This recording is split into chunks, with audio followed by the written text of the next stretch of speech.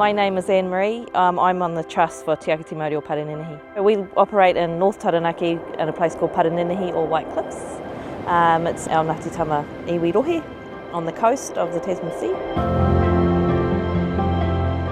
Our mission is to restore the mauri of Parininihi, so I guess you could say to look after it in ways of, for example, with pest control and species monitoring. We do a lot of kōkako and kiwi monitoring.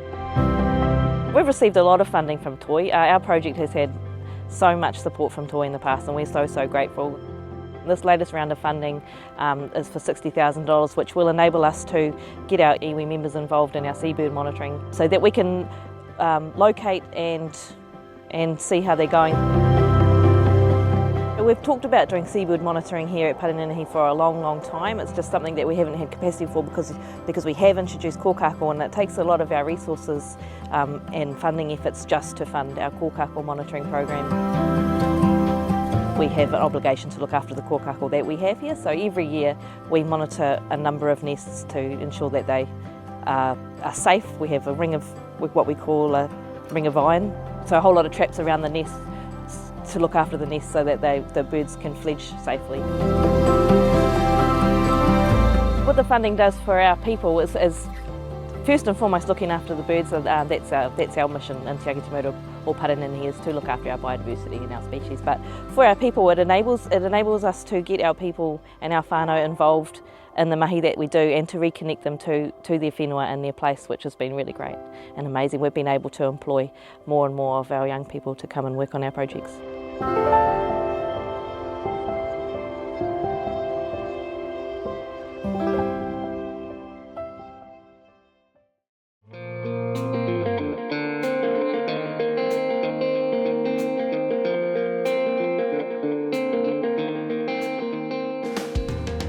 So I'm Terry Hancock and I'm the General Manager of On The House. On The House is a food rescue and distribution organisation, started in 2017 by my partner Rebecca. So we collect food that otherwise be thrown away and give it away for free. So we've got over 40 regular suppliers, which include cafes, supermarkets, growers, caterers, those types of organisations. So for example, one of our suppliers is a local grower, supply supermarkets, and what they do is they go through, harvest pumpkins, and they need to conform to a certain size with no blemishes. The ones that didn't make the cut, we go through and collect those and give them away for free. So for every dollar invested in food rescue, there's a $4.50 social return on investment. So we're doing an equivalent meal for about 78 cents per meal. So we opened our community food hub in 2023.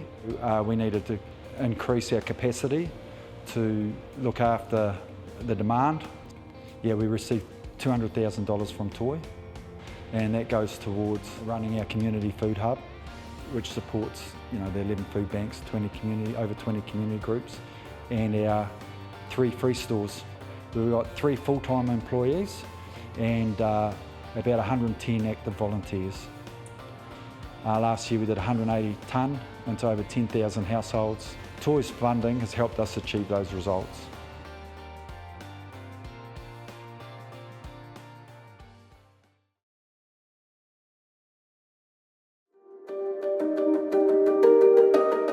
Flourish, Te Pokapū or Te Hapori, exists to make parenting a little bit easier. We dream of a time when our community has the village to help us all to raise our children, and we're going to do that by supporting and connecting our families and making sure that they have opportunities to learn and grow. And also, ultimately, if our parents are happy and they get to play, then they go home and parent much sweeter. The challenge was ultimately, it was a chicken and egg game. We couldn't get the support until we could have proof of concept. We couldn't prove what we were doing was great until we had some money. So it took someone like Toi to be bold and courageous and take a punt on us, because they knew but actually looking after our whānau is what's most important. This year we were really well supported by the Toi Foundation, and we were so stoked. This year they actually supported us with $66,000, and that has really helped us this year to support our parenting community through, we've got something like 28 programs planned for this financial year, and we're halfway, and we've already had over 1,000 people walk through our door. So we're really stoked. Like, it just really shows the need, and Toi Foundation believed in us. So we're really committed to supporting them and our community and our parenting whānau. Being able to connect with other mums and have a laugh at Flourish is just really a highlight for me. Flourish has made such a huge impact on my parenting journey. In a time that could be incredibly socially isolating. It's provided community, well-being, so much support.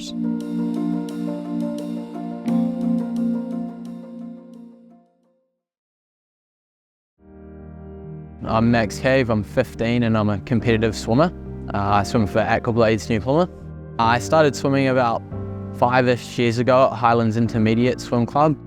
I just really love the competitive environment of swimming, like in training, and also get to make some lifelong friendships since you spend so long in the pool. Probably spent 2,500 hours in the water over the past 2 years. So in December last year, I made the NZ Age Group program. We travelled to Queensland to compete in the Queensland Championships. I raced in the 50, 100, 200 back and 50, 100, 200 free. We had 7 days of racing, so it was quite long and tough. My best result was 6th overall. I was representing New Zealand with 5 other nations. I think it was a really significant part of my career because it was first international comp. It was a big one. Overseas there's a lot more pressure than just racing in New Zealand, so that's definitely gone down as one thing that I will need to work on, or will be my thing to remember from that trip. I came to Toi Foundation because I'd heard that they'd supported other athletes to achieve their dreams, and I just thought that I could use some of that support to help me achieve mine. They gave us $1,500 and that helped pay for flights and racing over in Queensland for the Queensland Champs. Toi Foundation has enabled me to connect me with different coaches throughout New Zealand and overseas. One of my dreams is to represent New Zealand at the Commonwealth Games. It would mean a great deal for me at home, the family, and even everyone in Taranaki. I'm very grateful for the support from Toi Foundation and how they've helped me achieve my dreams and maybe even helped me to see what's to come with my goals.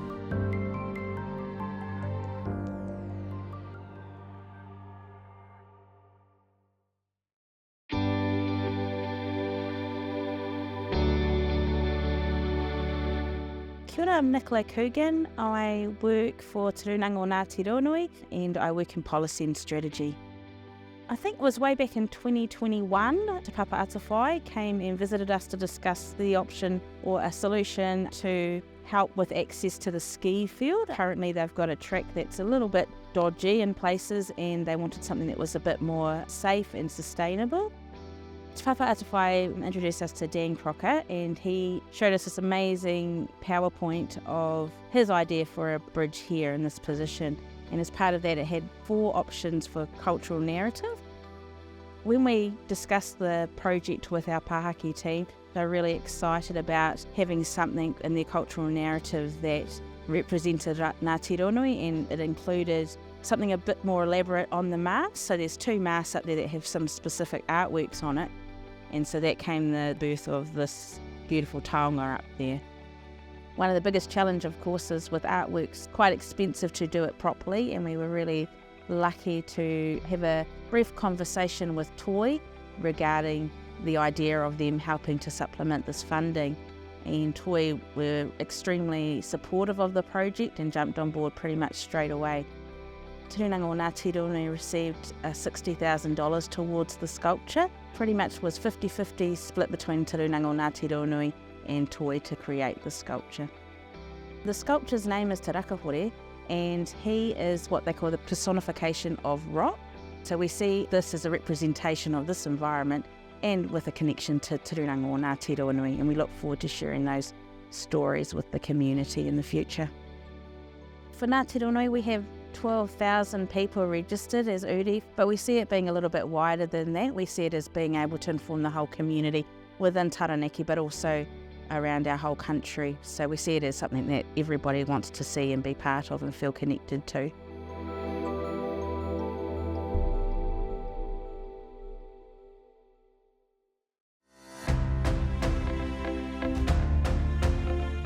So Building Wellness Taranaki was established by the industry for the industry to support our local construction related communities to have better wellbeing outcomes.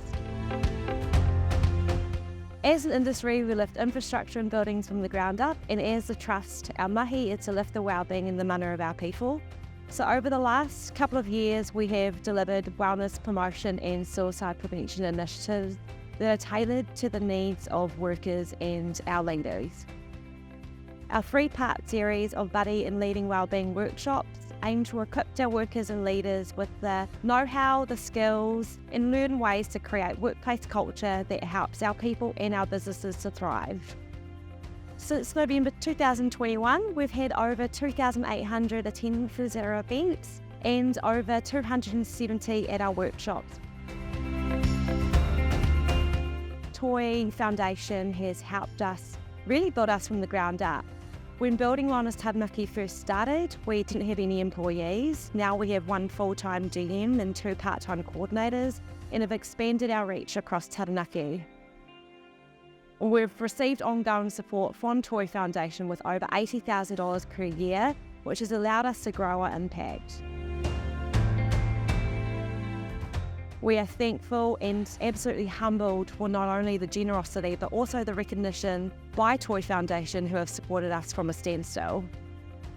Our construction sector makes up around 1,500 businesses and employs 14,000 people, directly contributing to our region in terms of employment, development and sustainability of our communities.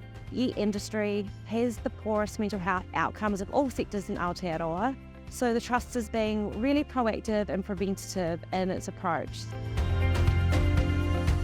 Looking at the bigger picture, wellness promotion really takes a whole of community approach so that it is inclusive and supportive and thriving, and being backed by Toi Foundation makes this all possible, and we are forever grateful.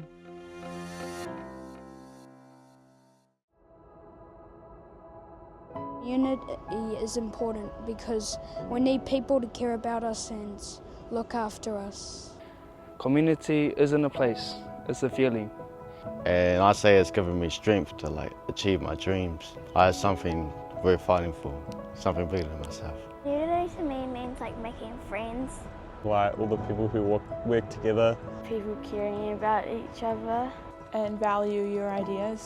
It's important to have a community so you know you're loved. It makes me feel safe and other people safe.